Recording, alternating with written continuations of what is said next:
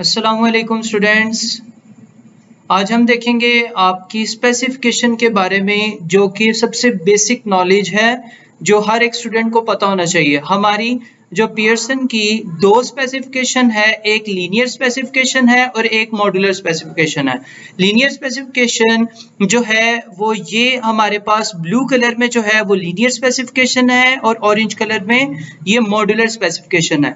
Modular specification is basically for UK students और linear specification is for local students, जो कि पाकिस्तान के students हैं, उनके लिए लोकल पाकिस्तानी स्टूडेंट्स। अच्छा, अब यहाँ पे मॉड्यूलर स्पेसिफिकेशन में क्या चीज़ होती है, सबसे पहले हम लोग केमिस्ट्री के कोर्स कंटेंट चेक कर लेते हैं। इसमें प्रिंसिपल्स ऑफ केमिस्ट्री पार्ट 1 और इस तरह पार्ट 2, दो पार्ट्स में इसको डिवाइड किया हुआ है। वैसे तो course content both are same, inorganic, physical और ऑर्गेनिक केमिस्ट्री, इस तरह ये इसको पार्ट 1 और पार्ट 2 में इन्होंने डिवाइड किया हुआ है। ठीक है। अच्छा, अब यहाँ पे होता क्या है कि इसके जो हैं दो पेपर्स होते हैं। जो मॉड्यूलर स्पेसिफिकेशन है इसके दो पेपर्स हो सकते हैं। अगर आप 1 ईयर में करना चाहते हैं या 2 इयर्स में, तो आप दो पेपर दे के after 1 year and after second year आप सेकेंड पेपर दे सकते हैं। और अगर आप इसको सेमेस्टर सिस्टम में करना चाहते हैं तो इसमें आपको यूनिट 1 और यूनिट 2, देन यूनिट 3 और यूनिट 4, ये जो है ना यूनिट 3 और 4, ये हमारे पास कंबाइंड साइंसेज वालों के लिए है। कंबाइंड साइंसेज जिनकी होती हैं, ठीक है, जिसमें फिजिक्स, केमिस्ट्री और बायोलॉजी तीनों जो है कंबाइंड सब्जेक्ट्स आ जाते हैं, तो वो देना चाहें। और मोस्टली जो है बच्चे ये इस पे जाते हैं यूनिट 1 और यूनिट 2। अब यहाँ पे यूनिट 1 और यूनिट 2 के बारे में आगे थोड़ा सा एक्सप्लेन कर देता हूँ कि केमिस्ट्री में आपके ये यूनिट 1 के कोर्स कंटेंट यहाँ पे मेंशन है कि इसमें पार्ट 1 के जितने भी टॉपिक्स हैं वो चारों इंक्लूड होंगे, मतलब आपके दो ऑर्गेनिक, दो इनऑर्गेनिक में। ठीक है, ये देखें प्रिंसिपल्स ऑफ केमिस्ट्री के अंदर ये वाले सब टॉपिक्स इंक्लूड होंगे, ठीक है। और जो सेकंड है इनऑर्गेनिक में, यहाँ पर ये वाले सब टॉपिक्स इंक्लूड होंगे। उसके बाद फिजिकल केमिस्ट्री में एनर्जेटिक्स आएगा और इसके बाद ऑर्गेनिक केमिस्ट्री में इंट्रोडक्शन, क्रूड ऑयल और अल्केन्स और अल्कीन्स, ये सारी चीजें आ जाएंगी। और इसका कोर्स कोड जो है वो डिफरेंट होता है जो लीनियर स्पेसिफिकेशन है उससे, ठीक है। अच्छा, अब यहाँ पर ये 50% जो है ये टोटल मार्क्स का 50% वेटेज रखता है यूनिट 1। इसी तरह आगे हमारे पास यूनिट नंबर 2 है और उसके अंदर भी टॉपिक्स पार्ट 2 के लिखे हुए हैं, ये देखें। इसी तरह ये देखें प्रिंसिपल्स ऑफ केमिस्ट्री है और उसमें ये उन्होंने जो है क्लियरली मेंशन किया हुआ है कि predictable, chemical formula, ionic bonding, covalent, metallic और इलेक्ट्रोलिसिस। इस तरह आगे ये ऑर्गेनिक है पार्ट 2, फिजिकल केमिस्ट्री पार्ट 2, इसी तरह ऑर्गेनिक केमिस्ट्री पार्ट 2, ये सारे जो है ये कोर्स कंटेंट में इंक्लूड होंगे, ठीक है। उसके बाद अब ये आ जाती है हमारे पाकिस्तानी स्टूडेंट्स के लिए लीनियर स्पेसिफिकेशन। कोर्स कंटेंट दोनों का सेम है, ये देखें चारों टॉपिक्स वही हैं, सेम, ठीक है। बट हमने लीनियर स्पेसिफिकेशन को फॉलो करना होता है। हमारे जो हैं दो पेपर्स होते हैं, पेपर 1 और पेपर 2, ठीक है। और ये हमारा इंटरनेशनल जीसीएसई केमिस्ट्री के लिए जो पियर्सन की ऑफिशियल केमिस्ट्री है, पियर्सन की, वो उसमें हमारे दो पेपर्स होते हैं। फर्स्ट पेपर जो होता है ये हमारा 110 मार्क्स का होता है और ये 70 मार्क्स का होता है पेपर, ठीक है। और एक छोटा सा चेंज आया है, लास्ट ईयर जो था हमारा P1 जो था ऑन स्क्रीन था, अब दोनों पेपर ऑन पेपर होंगे, ठीक है। ये एक चेंज आया, दोनों पेपर P1 और P2 ऑन पेपर आपसे लिए जाएंगे। सो आपकी प्रेपरेशन अच्छे से होनी चाहिए। ओके, नेक्स्ट, अब आपके पास P1 के अंदर P1 का जो कोर्स कंटेंट है वो ये देखें, ये सारा इसमें इंक्लूडेड है। अब ये पेपर मैंने आपको बताया कि ये 110 मार्क्स का होता है। इसकी time allocation 2 hours, written examination उन्होंने मेंशन किया हुआ है। अच्छा, रिटन पेपर है और उसके बाद इसमें मिक्स टाइप ऑफ क्वेश्चंस होते हैं, जिस तरह including multiple choice questions, short answer questions, calculations और एक्सटेंडेड ओपन रिस्पांस क्वेश्चन। अच्छा, इसकी वेटेज है 61.1% ऑफ द टोटल और हमारा कोर्स कोड है केमिस्ट्री 4CH1, ठीक है।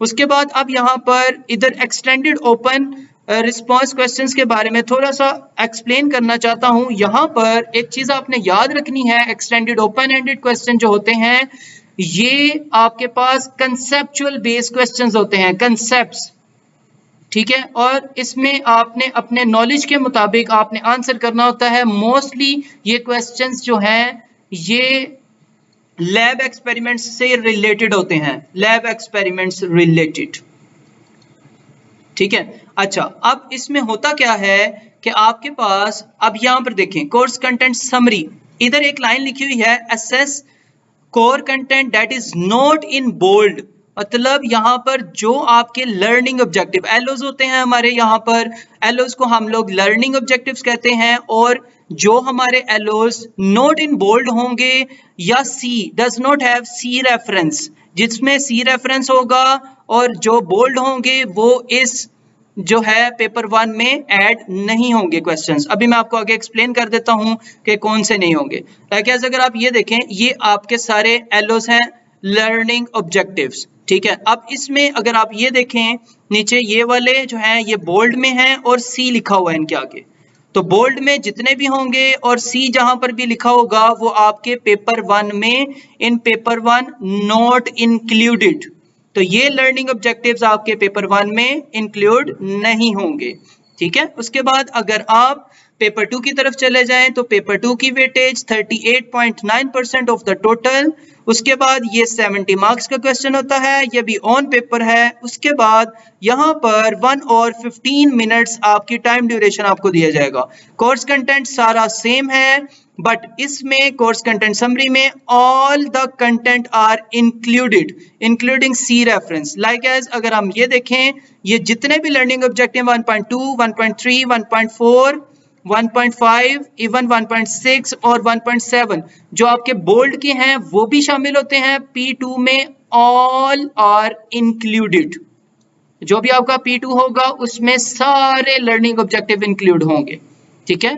अच्छा, उसमें एक और चीज अब आपको बताता चलूं, यहाँ पर सेम क्वेश्चंस पूछे जाएंगे P2 में भी, multiple choice questions, short answer questions, calculation और extended open ended questions, all are similar, ठीक है। Got it? ओके, नेक्स्ट अब मोस्ट इंपोर्टेंट थिंग आ जाती है हमारे पास असेसमेंट ऑब्जेक्टिव्स। अब जो है कैम्ब्रिज के अंदर और पियर्सन में छोटा सा डिफरेंस है। कैम्ब्रिज में मोस्टली असेसमेंट ऑब्जेक्टिव 1 और 2 इंक्लूड होते हैं। अब मैं आपको पहले इसकी परसेंटेज और इसके बारे में बता दूं कि ये क्या चीजें हैं। असेसमेंट ऑब्जेक्टिव 1 जो है knowledge and understanding of chemistry, मतलब आपको बेसिक नॉलेज जो है, डेफिनेशंस जितनी भी हैं वो आनी चाहिए, डेफिनेशंस वगैरह और छोटे फॉर्मूलाज वगैरह हो गए, ठीक है।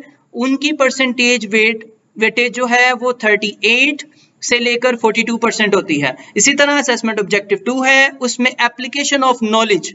अब आपने एप्लीकेशन, आपके पास जो नॉलेज है आपने प्रॉब्लम्स को सॉल्व करना है। यहाँ पे कोई भी आपको प्रॉब्लम्स मिलेंगी, ठीक है, लाइक एज मोल्स कैलकुलेशंस हैं और उसमें आपने क्या करना होता है, प्रॉब्लम्स को सॉल्व करना होता है।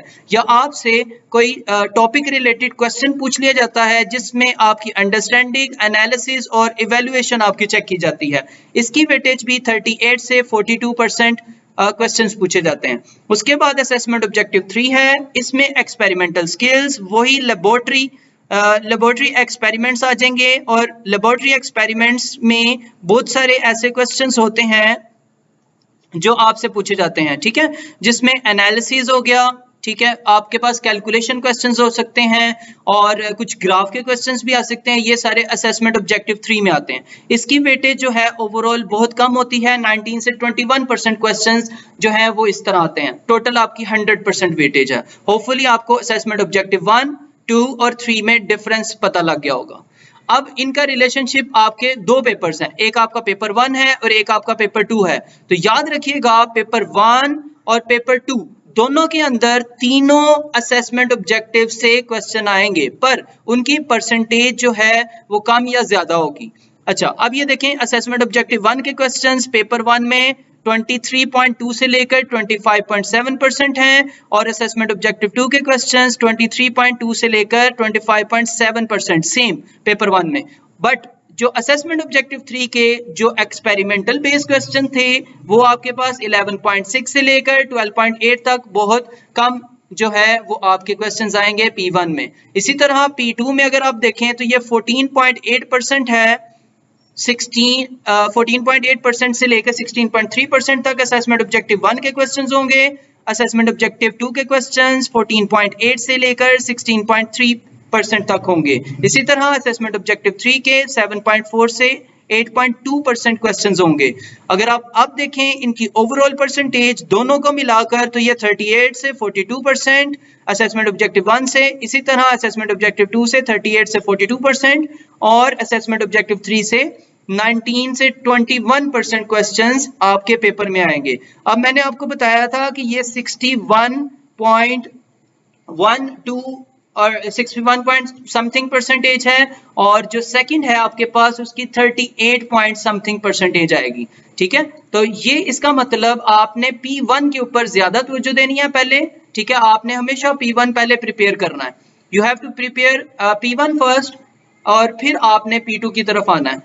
अच्छा, P2 की परसेंटेज कम है तो इसका ये मतलब नहीं है कि आपने बिल्कुल इसको छोड़ देना है। You have to learn the P2 as well. ठीक है, आपने इसके कंसेप्ट सीखने हैं और P1 पे ज्यादा तवज्जो देनी है क्योंकि उसकी वेटेज ज्यादा है, मार्क्स भी ज्यादा हैं।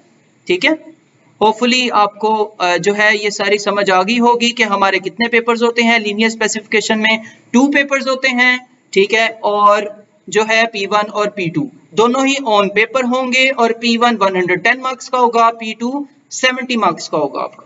Thank you so much.